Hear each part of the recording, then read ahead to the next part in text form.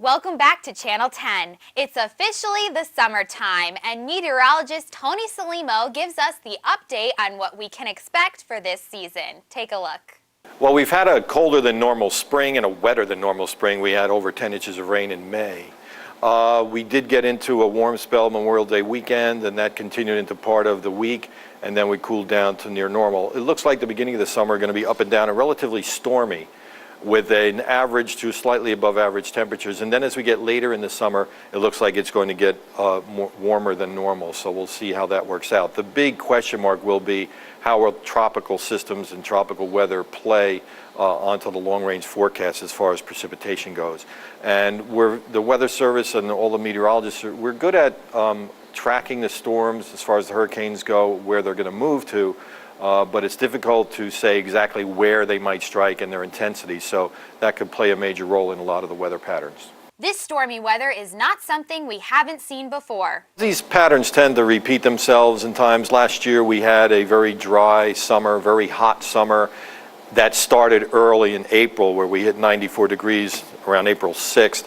And then we went over 100 degrees, Newark recording 106 degrees on July 3rd and 4th. So that happened, and then it remained hot and dry through the summer. When you get into a pattern like that, it tends to lock in. We're a little bit more changeable this year.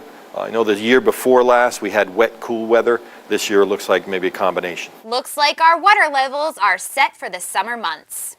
Fortunately, with some of the snowfall we had during the winter and the heavy rains in the spring, we had flooding, so our water levels are in good shape. That should carry us through the summer now.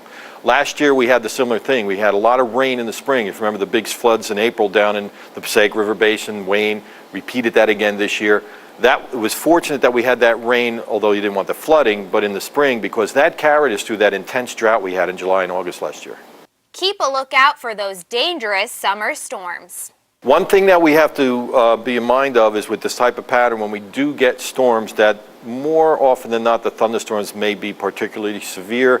So I think everyone should be, and most people are now with seeing what's happened out west in the Midwest during the spring, that to pay attention to the dangers of the summer thunderstorms, because they could be very acute. One town may get one and one may not.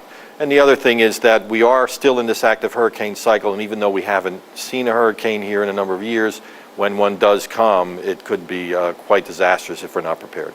And you have a website that people can find out all that information. Yes, I have my updated site, which is the METTS-alerts at blogspot.com, and my Hurricane Tony site too, linked off the college website, sussex.edu.